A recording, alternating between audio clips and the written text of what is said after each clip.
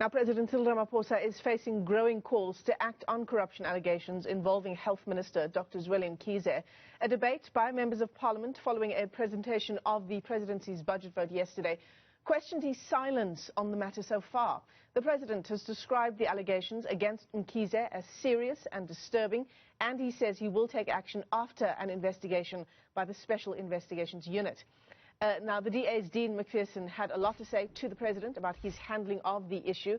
In fact, he joins us now via our video link from Cape Town. Dean, a very good morning to you this morning. We understand now that the DA has taken a decision to lay charges against senior officials in the Health Ministry, including the Health Minister. But before we get there, you know, if we look at the new infections over the past 24 hours, over 5,700 new cases. We are now in a third wave in many parts of the country. The total deaths due to COVID-19, 56,439. It's in this context that we view the allegations of corruption in the department tasked with saving lives in a pandemic. Yeah, Michelle, and that's why the allegations are so revolting and have really struck many South Africans across the country, because instead of spending money on saving people's lives, the health department is lining the pockets, allegedly, of the family members and friends of the health minister. And that's what's really grated South Africans about the story. And the biggest test of the president is now before him. Is he going to give him time and space, as he's indicated, or he's going to wait? Or is he going to do something about it and move the health minister aside so we can have someone who's solely focusing on this growing pandemic and not on trying to rebuff allegations and trying to clear his name? We need all hands on deck right now. We don't need a ministry that is trying to spin stories and spin its way out of this crisis. We need a ministry that's focused solely on saving lives and getting us through this third wave. Yeah, absolutely.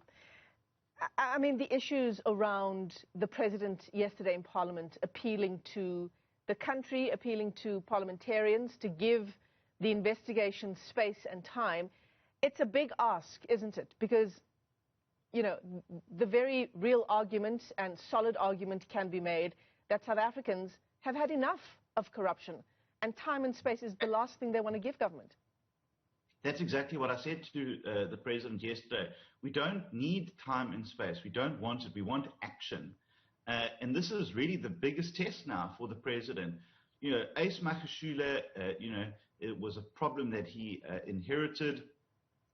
All the other allegations have really been sort of, before he became president. But this is now at the heart of his government and the heart of his cabinet and one of his most trusted and senior ministers. And if you really want to know the measure of a leader, you know, it's when you have to take action against your own people that got you into power. And so really for the president to sort of sit on his hands and say, you know, I'll wait and see, is just really not good enough. If people's lives depend on a competent and focused health minister in a pandemic like this, and clearly the health minister is focused on all sorts of other things.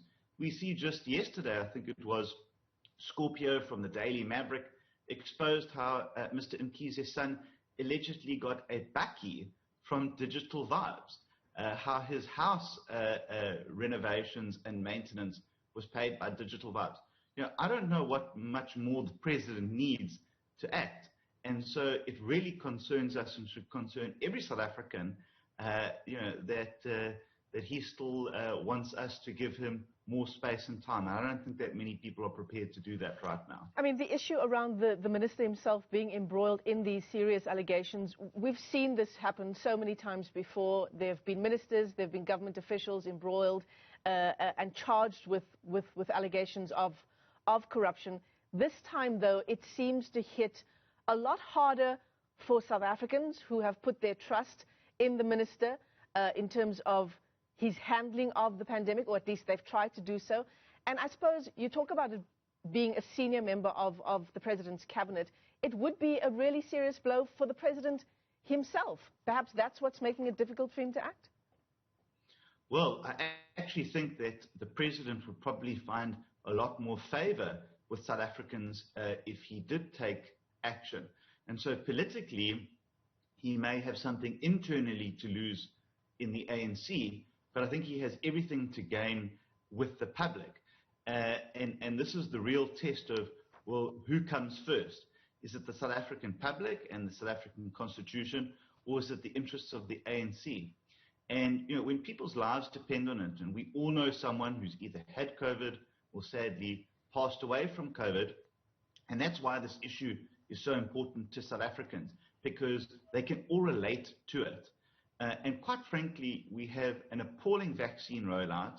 We need to have all of our energy and all of our focus on getting jabs into people's arms.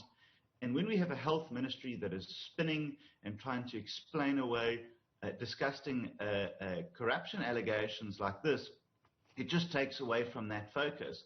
And as you had said in your opening headline, 5,000 people being infected yesterday is concerning and needs a government and a health ministry that is focused on one thing and one thing only, and that's getting us through this pandemic, saving lives and getting vaccines into people. Yeah, I mean, we don't have to look far to think about the better ways in which money lost to corruption could be spent. We think about the lack of proper personal protective equipment for our frontline healthcare workers throughout the pandemic, water shortages at several hospitals in Johannesburg, the list goes on and on. It's not a good week for government in terms of its performance scorecard. It also comes in the midst of the unemployment numbers. 74% of young people in our country as well this week, we're learning from Statistics South Africa, sitting without a job. 2 pandemics, many would argue. Well, as I said yesterday, I said the problem is that we, do face 2 pandemics. We've got one, a health crisis, and then we have the ANC, which has become a pandemic in this country, looting and stealing money meant to fight the coronavirus.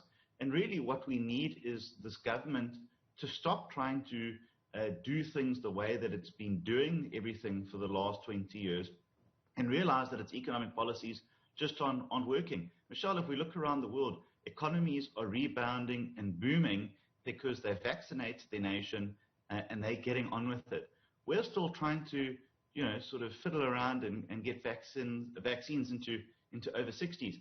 And we are way behind the curve.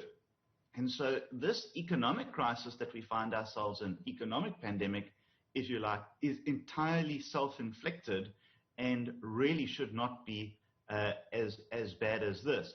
But, again, we need a presidency that's solely focused on job creation, on getting people into employment, bettering our tertiary institutions so people can have quality education instead of trying to, hide corruption allegations and focused on internal party political battles. And that's really what yesterday was about. And I think that we saw from across the political divide, except the ANC, of course, a real statement that there is a complete disconnect between what the president was telling us and what the reality is on the ground. We're facing load shedding. We're facing an economic crisis. We're facing a health crisis. I mean, we are in the perfect storm. And what we really need now is leadership. We need a president who's on the ground, who understands the reality of what millions of South Africans are facing. And we need to get through this quickly. So we're hearing from the president once again in Parliament today, Dean. Give us a sense of, we know now that the president won't act given that the SIU report is yet to be finalized, and he said as much in Parliament yesterday. Give us a sense of what else the president can say today and what the next steps are from the Democratic Alliance in terms of laying charges. Well, we're laying charges against Minister Mkhize because clearly the ANC or the government or the health ministry won't do anything about it. So we'll do the job for them, and we're going to ratchet up the pressure on the president to act and not sit on his hands and wait around for a report from the SIU. So that's why we're doing it. It's the right thing to do, and no one is above the law, particularly Mr. Mkhize himself. I think what we need to hear from the President is an acknowledgement of how bad things are. We don't need rose-tinted glasses and to hear how dynamic young people are. Young people don't want to be patronized by the President. They want to hear from the President what he's going to do to get them into jobs and to get this economy moving. So I think practically, if he was to say that he's going to ditch state control, if he's going to ditch centralization, if he's going to decentralize the vaccine rollout, it's absurd that government continues to be the single procurer of vaccines and distributors in this country. It makes absolutely no sense. So that would be a positive foot forward. If he was going to also then announce some other big names that should be sacked, including Zizi Kodwa, David Mahlobo, that are also mired in corruption allegations, that would then start to instill confidence in the South African public. But how the public view the President right now, I think, is a man lost at sea and trying to buffer internal wins within the ANC instead of having his sole focus on the steering wheel that is South Africa, that is losing patience with a government that seems unable to act on many fronts right now. Dean McPherson is with the Democratic Alliance. Thanks very much for your time on the AM Report this morning.